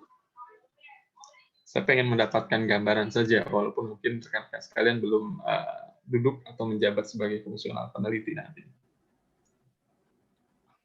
Oke, Mbak Marti. Ada, Pak. Ada, siap. Jadi kalau misalkan ini kita nggak bahas mengenai formasi peneliti ataupun non peneliti. Sebenarnya untuk menjadi PNS sendiri itu mau nggak mau kita harus tahu struktur birokrasi yang ada di dalamnya gimana. Okay. Ketika kita bekerja sama dengan pihak luar untuk proyek tertentu, bisa jadi kita nggak terlalu involve di penelitian tersebut, tapi kita involve-nya di misalkan memperlancar ini A, B, atau C gitu, biar berjalan mulus. Dan misalkan kita jadi jembatan untuk bernegosiasi sama petinggi pengambil kebijakan. Pengambil kebijakan sudah sibuk sama rapat dan macam-macam, mereka nggak akan melihat manuskrip yang sebenarnya gimana. Nah, di sini intermediator tengah ini dia bisa memanipulasi gitu. Nah, counterpart kita yang ada di luar, biar semua berjalan mulus, dia akan memberikan entah itu gratifikasi maupun suap dengan segala macam bentuk. Jadi sangat besar kemungkinan PNS gitu kan, apapun jabatannya, untuk entah itu peneliti atau non peneliti, untuk bisa korupsi. Terima kasih. Biasa. Terima kasih banyak, ini pandangan yang luar biasa. Saya sendiri karena memang mencari contoh terkait korupsi di penelitian jarak ya. Walaupun pasti yang menjalani ketika berdiskusi kita mendapatkan gambaran hal-hal apa saja yang memang ada celah itu untuk dikorupsi dan seterusnya ya. Dan ini pembelajaran buat kita semua. Apa yang disampaikan oleh Mbak Martiwi, ternyata peluang itu tidak melihat posisinya di mana ya. Selama ada kesempatan, biasanya ketika kita tidak kuat-kuatnya untuk menjaga diri, menahan diri, atau mungkin pengendalian, justru tetap saja akan ada peluang untuk terjadinya korupsi. Baik, rekan-rekan sekalian, kita lanjutkan. Nah, tadi sudah membicarakan tentang nilai dasar, kemudian membicarakan tentang PNS masa kini adalah yang menerapkan nilai-nilai aneka dan seterusnya. Nah, salah satu perwujudannya kalau rekan-rekan sekalian bisa ketahui, ya, atau mungkin menjadi pengadaan dari bapak dan ibu. Jadi nanti tuh fotonya. Oke. Nah, ini saya pengen mendapatkan gambaran, mungkin rekan-rekan sekalian sudah mendapatkan informasi. Ini kan ini ada kaitannya sebetulnya. Ada yang tahu nggak di LIPI Satker yang sudah mendapatkan penghargaan WBK atau mungkin WBBM? Tapi sebelumnya ada yang tahu WBK? Oke, WBK itu wilayah bebas korupsi. Nah, kira-kira di LIPI ini ada tidak ya yang sudah memperoleh penghargaan?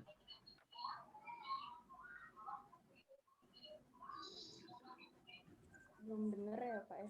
Ditebak juga nggak apa-apa, nggak akan ada yang salah, insya Allah, tenang aja. Kayaknya takut banget dengan jawabnya. Boleh salah tapi nggak boleh bohong. Mungkin di Masjid LIPI, Pak. Oh, Aduh, iya. Emang luar biasa Tuan Guru ini ya. Saking transparannya maksudnya belum jadi-jadi tuh. Itu karena kurang sumbangan kayaknya. Bukan karena korupsi, tolong tenang aja. Baik rekan-rekan sekalian, ini sebagai gambaran saja. Sebetulnya ada beberapa yang memang sudah memperoleh penghargaan wilayah bebas korupsi, ya.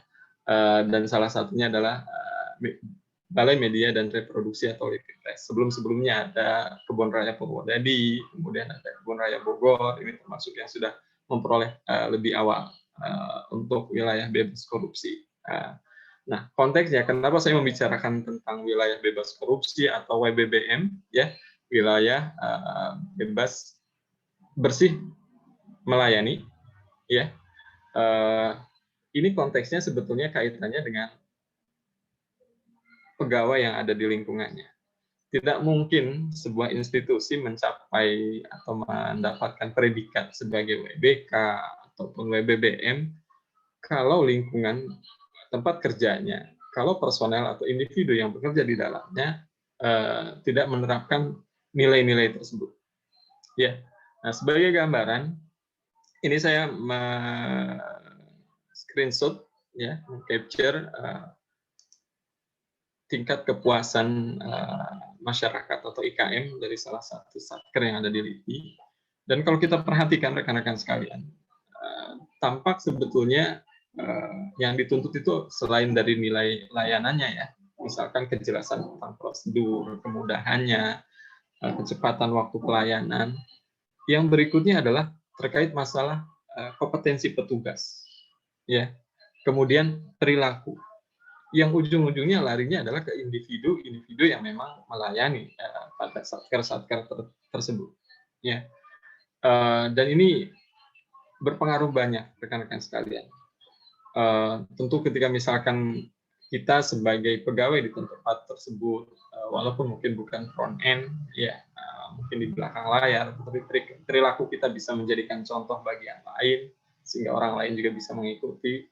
Apalagi orang yang memang bertugas sebagai pelayan di garis atau garda terdepan, ini akan mencerminkan bagaimana satker atau institusi tersebut.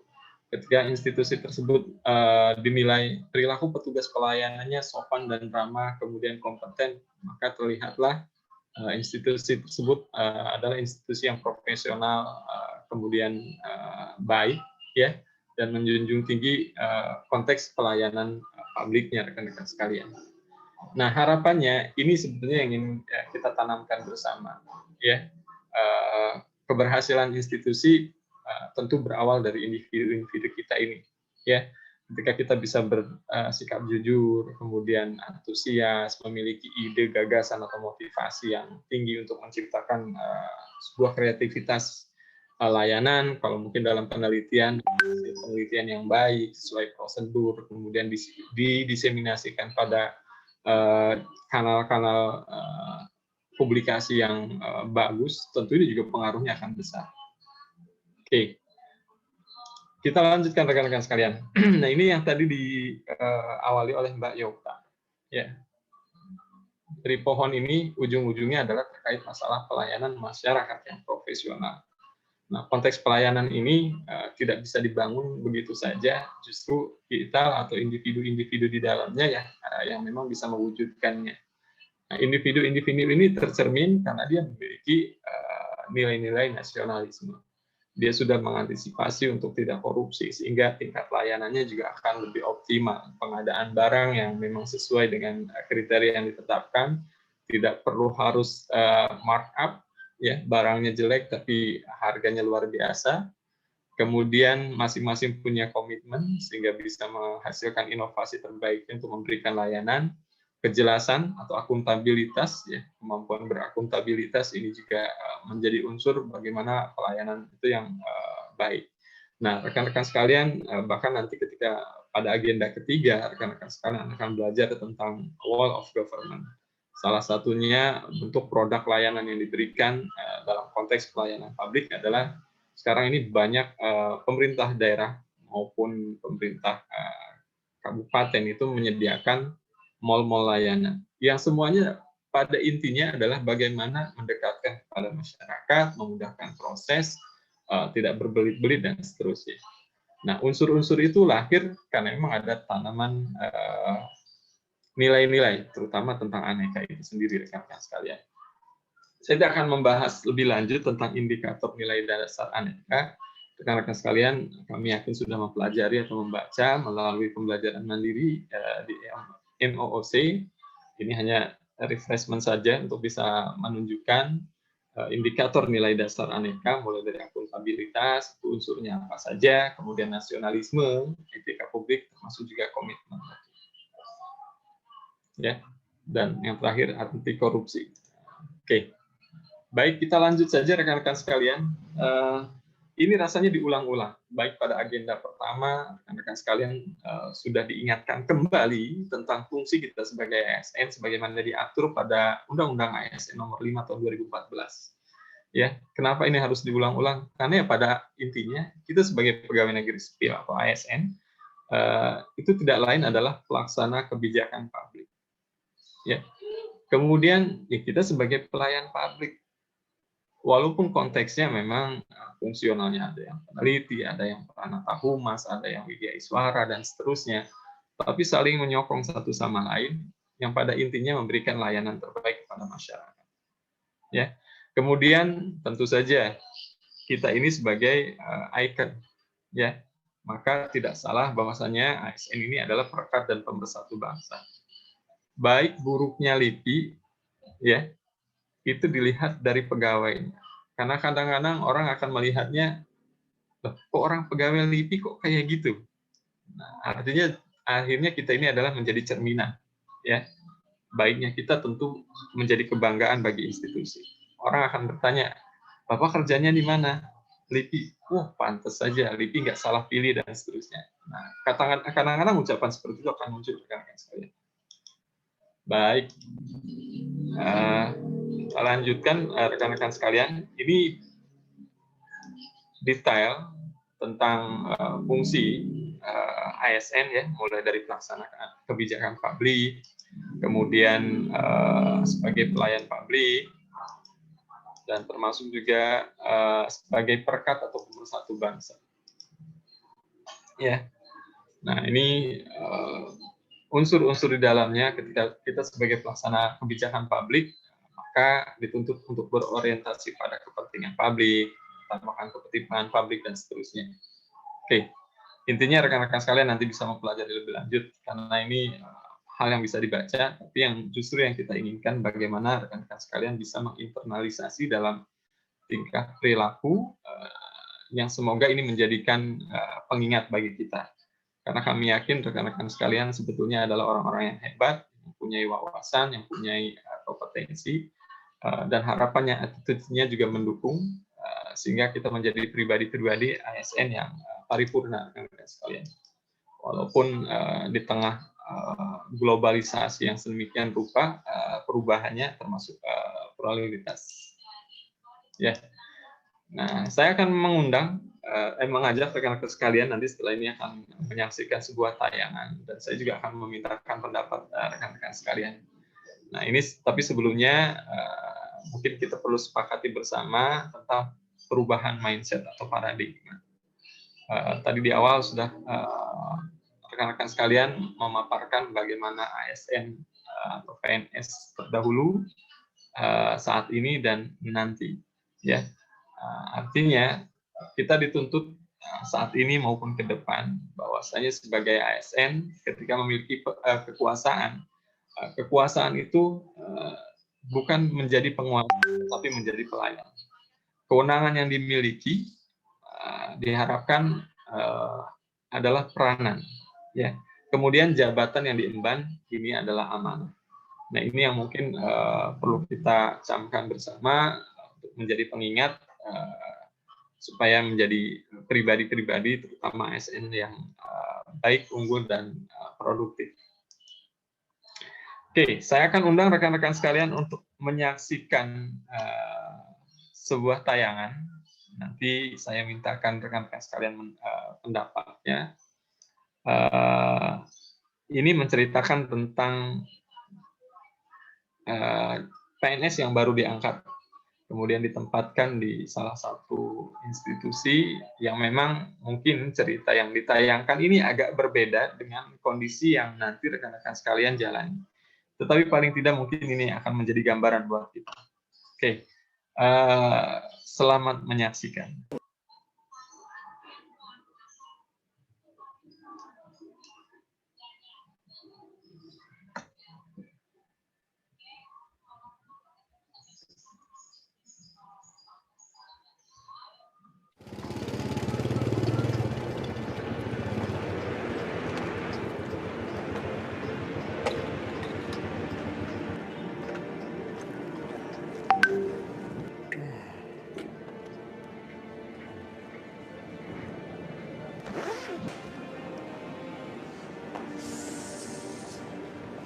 Namanya Suciptono. Lihat ketika datang. Pak, ruangannya Pak Amir di mana ya? Makasih, Pak. Masuk.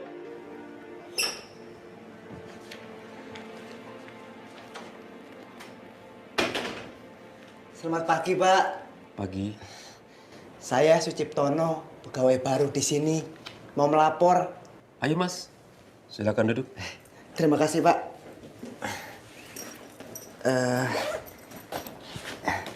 Ini SK saya, Pak.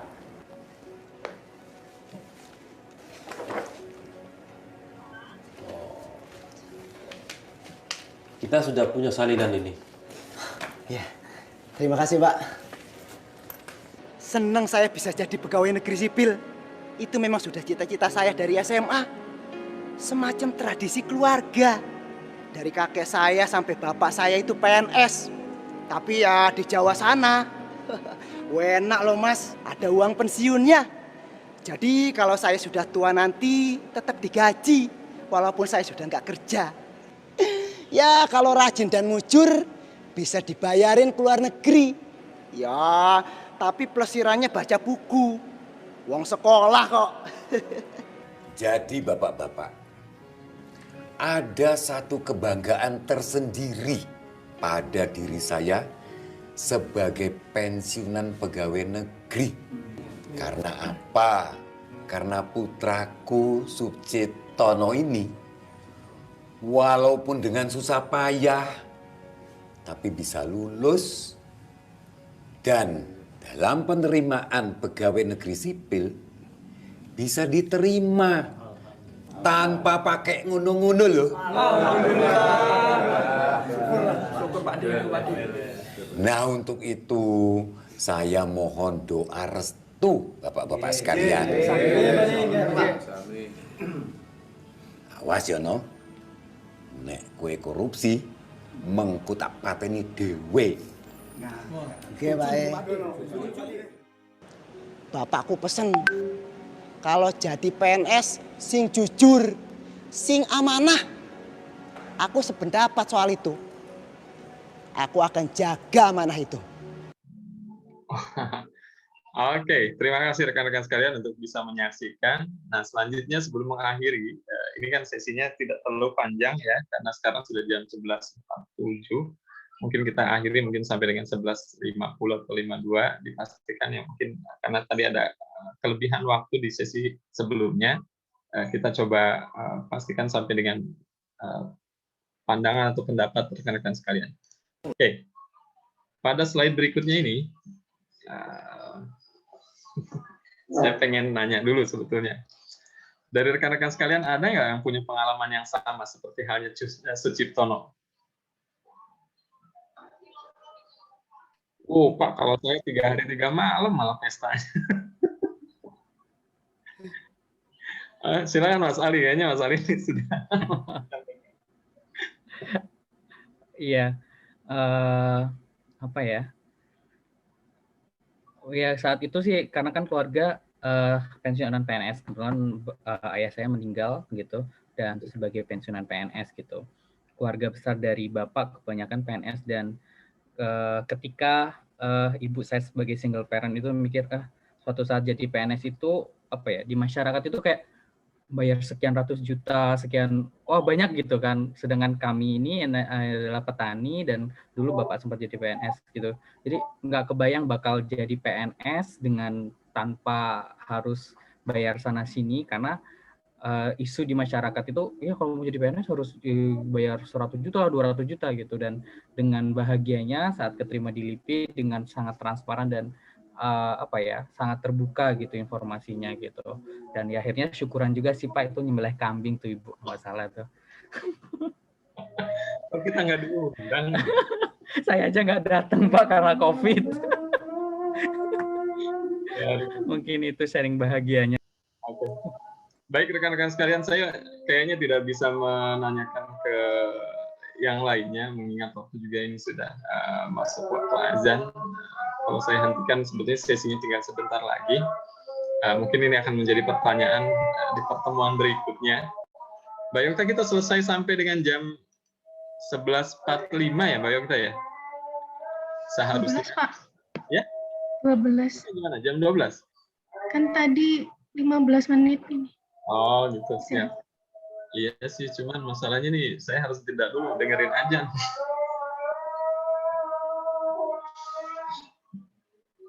Kita dengarkan azan dulu sejenak, rekan-rekan sekalian.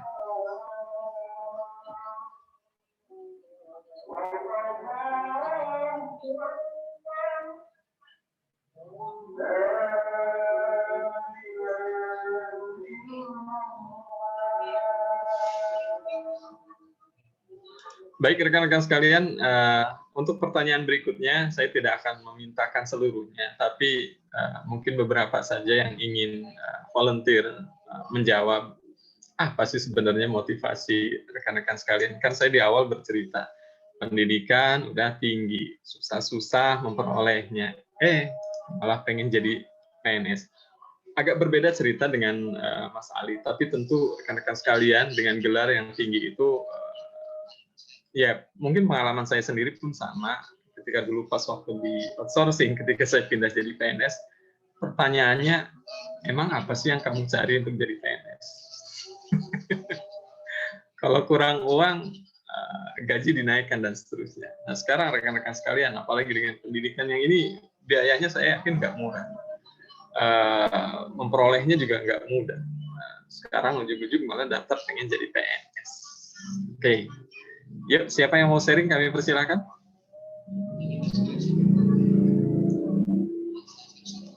Saya nggak mau menunjuk, tapi kami persilakan bagi yang ingin mengungkapkan motivasinya. Mungkin punya pengalaman tersendiri kenapa antusias. Ya, silakan. Oh, Mas Yuda nih. Oke, kami silakan Mas Yuda. Ya, terima kasih Pak Sutrisno. Kalau saya pribadi justru mikirnya terbalik, Pak. Oke. Lu makin tinggi pendidikan tuh makin merasa bertanggung jawab untuk membangun bangsa gitu. Jadi, jadi justru semakin apa ya? Ya ilmu itu kan kekuatan gitu ya. Knowledge is power gitu. Jadi justru kita semakin ingin apa ya? Berkontribusi ke pembangunan negara gitu. Jadi ya saya rasa mungkin teman-teman yang lain juga sama gitu ya, untuk berkontribusi yang bisa efektif gitu ya, kita masuk ke pemerintahan gitu, masuk ke bagian dari negara gitu sebagai PNS. Mungkin gitu Pak pandangan saya. Terima kasih. Terima kasih banyak Mas Yuda, luar biasa. Oke, ini kalau mau ngomongin apa ya, nasionalismenya udah dapat.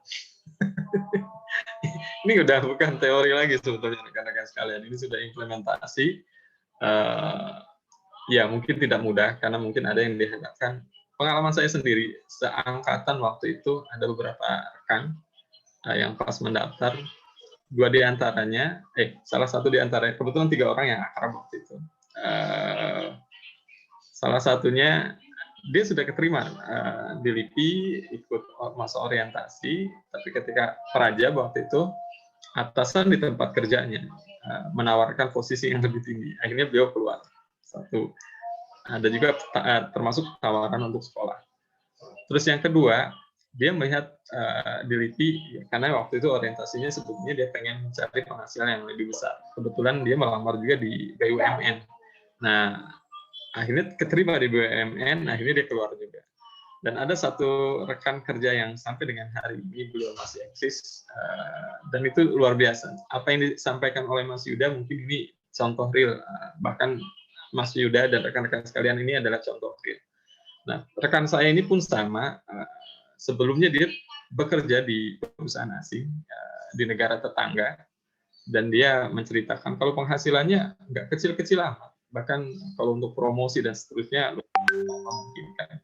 Tapi balik lagi, ada prinsip awal, walaupun mungkin dianggap itu prinsip yang sudah kuno, tapi dia menyebutkan walaupun hujan emas di negeri orang, lebih baik mungkin hujan batu di negeri sendiri.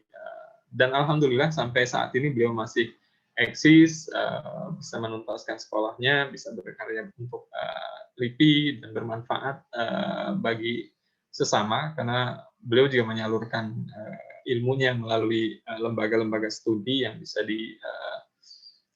ditularkan ya. Dan itu saya sendiri salut, sampai dengan hari ini beliau masih konsisten, bangga dengan bekerja sebagai PNS, terutama di LIPI, karena masih bisa memanfaatkan keahlian kepentingan orang banyak. Nah, mungkin itu ya rekan-rekan sekalian. Tapi mungkin ada yang mau menambahkan sebelum saya akhiri sesi ini? Ada yang belum terdengar nih suaranya nih. Mas Angga dan Mas Muhammad nih serius banget ya. Boleh? Pengen mendengar motivasinya nih. Nggak tahu. Siap. Terima kasih Pak Muhammad. Sebenarnya ini Pak sudah diwakilkan sama teman-teman sih, jadi. Wah, luar biasa.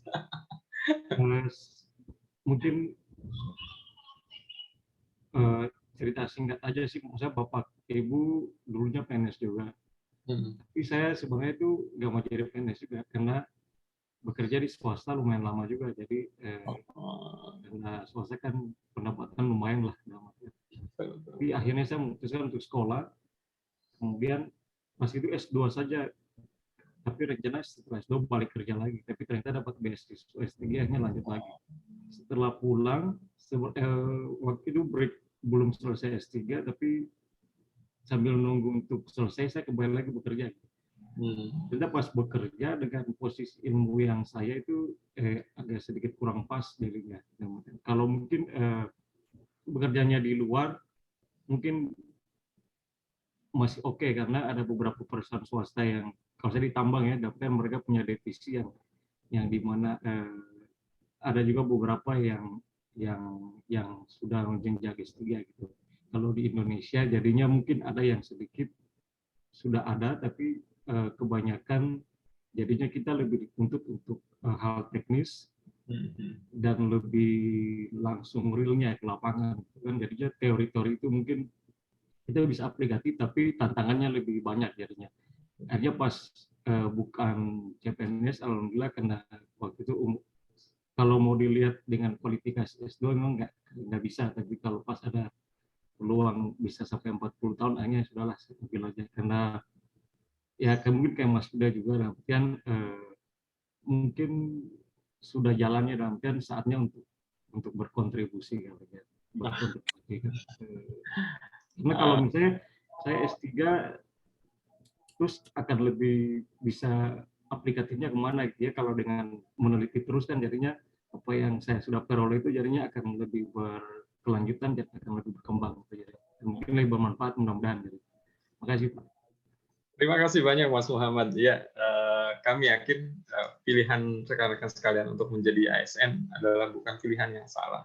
Pasti punya banyak niatan, motivasi, dan seterusnya yang pada intinya sebetulnya ingin membangun negara ini. Dan itu yang kita harapkan bersama. Makanya kenapa ini menjadi pertanyaan? Karena ini yang akan mendasari rekan-rekan sekalian sebetulnya dari niatan awal saja untuk mendaftar menjadi PNS dengan motivasinya yang begitu baik, ya, yang begitu luar biasa, menunjukkan nilai-nilai yang diajarkan sebetulnya sudah dipraktekkan oleh rekan-rekan sekalian. Ya, makanya saya nggak bisa ngomong apa-apa karena rekan-rekan sekalian benar-benar sudah mempraktekannya, ya, dengan pilihan untuk menjadi PNS, mengabdi untuk negara. Walaupun mungkin bukan pelayan secara langsung kepada publik, tapi hasil-hasilnya tentu akan bisa dinikmati oleh masyarakat dengan caranya sendiri. Publikasinya kemudian dikutip orang lain dan seterusnya, sehingga akhirnya ujung-ujungnya bisa menghasilkan produk dan seterusnya. Itu mungkin salah satu jalurnya. Nah, rekan-rekan sekalian, saya tidak akan berlama-lama. Ya, ini saya tidak akan tanyakan lagi nilai apa yang terkandung pada potongan film, karena pengalaman rekan-rekan sekalian ini juga sudah cukup banyak. Ada yang backgroundnya orang tuanya PNS dan seterusnya, yang mungkin kalau PNS zaman orang tua saya kok begini, sedangkan yang saat ini pasti akan banyak beragam. Tapi jelasnya kita dituntut sebagai pelayan publik, pemersatu bangsa. Nah, itu tuntutan dari ASN saat ini. Dan kita adalah individu di dalamnya yang bisa menjadi contoh atau public figure bagi masyarakat lingkungan sekitar kita, dan ditunggu hasil-hasil karyanya. Mungkin itu saja untuk sesi ini, karena setelah ini Mbak Yokta akan memberikan hadiah. Ya, Mbak Yokta akan memberikan hadiah. Dibilang hadiah atau apa ya Mbak Yokta? Bonus lah saya anggap. Jadi biar nggak dianggap beban. Kami persilakan Mbak Yokta. Oke, teman-teman sudah ada yang mengintip mungkin di LMS sudah ada ya. Nah, ini karena pengaruh jam siang, jadi laptopnya juga udah mulai. Jadi teman-teman, ini bonus dari kami. Jadi teman-teman besok atau hari ini teman-teman akan mendapatkan penugasan, yaitu penugasan individu dan penugasan kelompok. Jadi untuk penugasan individu, teman-teman mungkin di agenda 1 ini sudah terlihat ya. Di agenda 1 sudah membuat learning journal ya, kalau nggak salah ya. Jadi di agenda 2 teman-teman juga nanti tugasnya adalah membuat learning journal, tapi bentuknya itu dengan vlog. Jadi mohon maaf ya, karena kayaknya saya gini aja ya tampilannya biar nggak ini terlalu lama.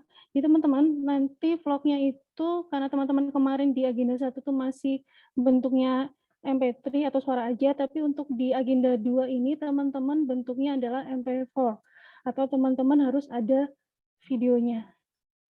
Teman-teman silakan nanti isi dari learning journal ini sama, jadi ada materi yang dibahas dari proses pembelajaran, ringkasan, dan penguatan substansi. Jadi teman-teman bisa menambahkan hal-hal baru seperti referensi atau contoh. Durasinya 5 menit saja.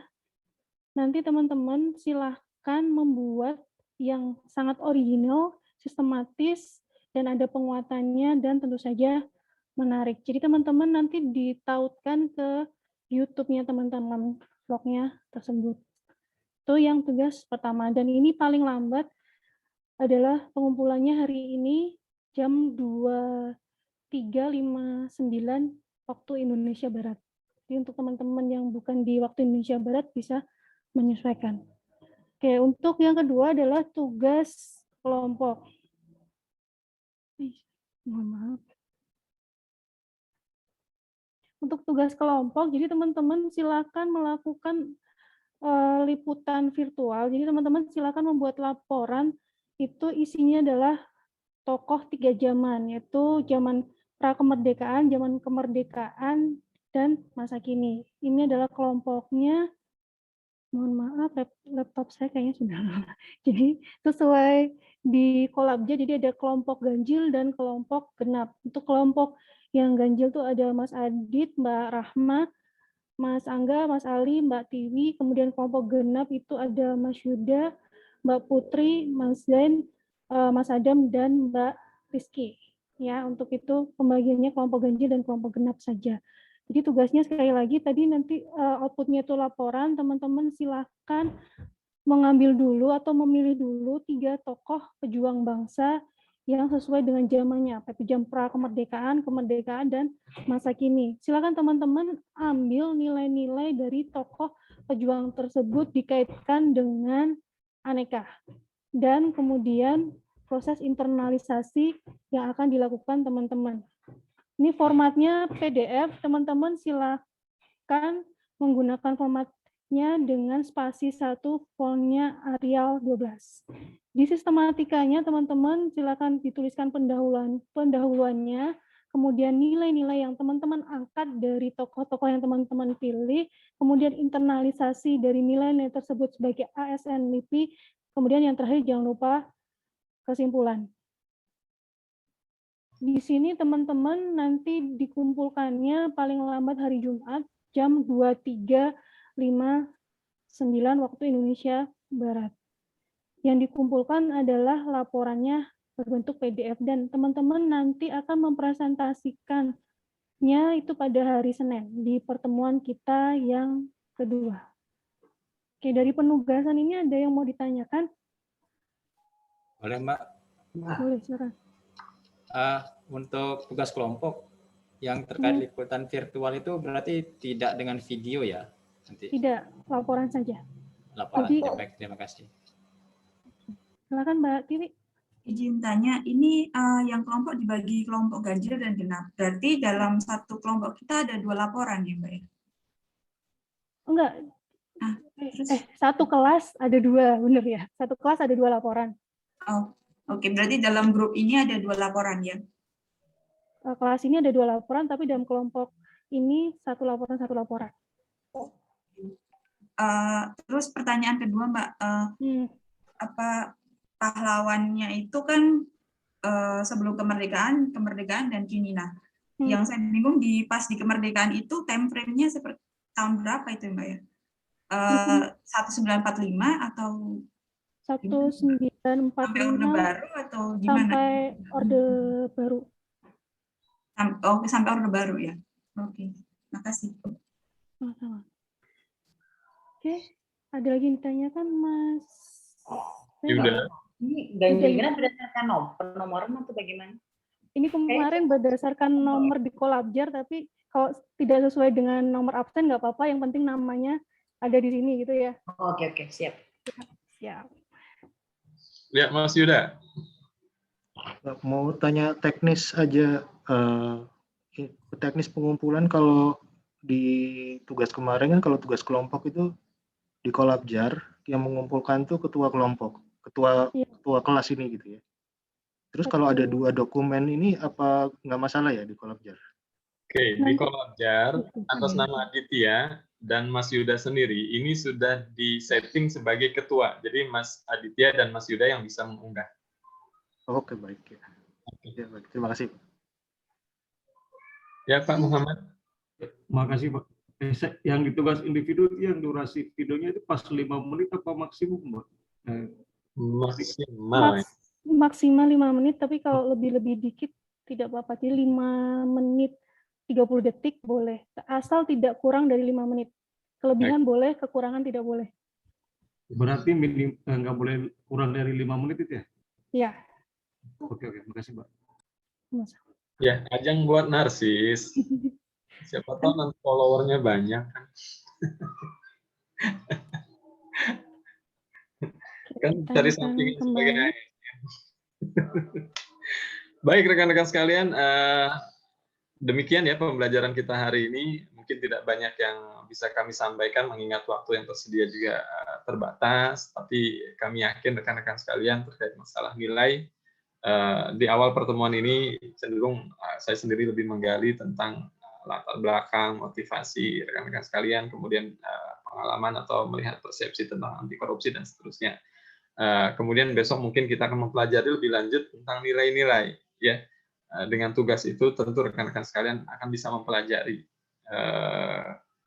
kok dia dianggap sebagai pejuang, tentu akan ada nilainya, entah itu masalah daya juangnya, termasuk nilai-nilai yang mungkin dari sisi nasionalismenya dan seterusnya. Ya, dan kami harapkan rekan-rekan sekalian bisa membuat detail sehingga ini kita bisa pelajari bersama. Dan mohon maaf sebagai penjelasan saja kenapa kelompoknya menjadi 2 supaya ada variasi. Ya, ketika rekan-rekan sekalian bisa memunculkan banyak tokoh, paling tidak kita bisa mempelajari dari beberapa figur yang rekan-rekan sekalian tampilkan nanti. Nah, itu saja. Akhirnya saya Sutrisno Heruskoco. Berikutnya, Kak Vita.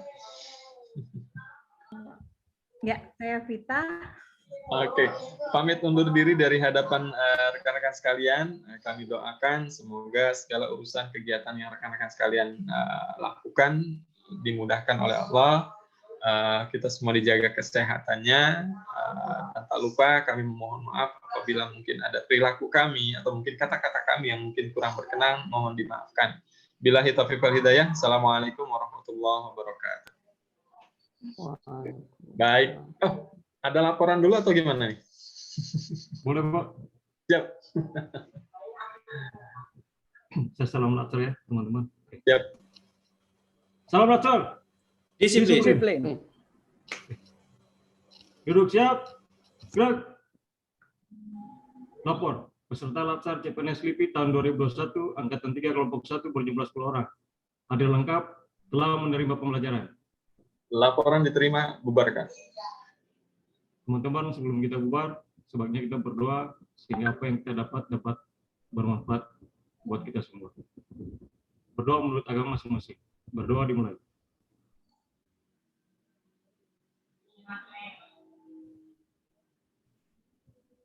Berdoa selesai. Baik. Gerak.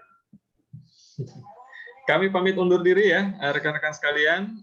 Selamat menunaikan ibadah sholat zuhur bagi yang melaksanakannya, dan jangan lupa tetap bahagia walaupun tugasnya banyak. Sampai jumpa. Saya izin untuk live. Terima kasih Pak Trisno, Mbak Yokta. Terima kasih semuanya.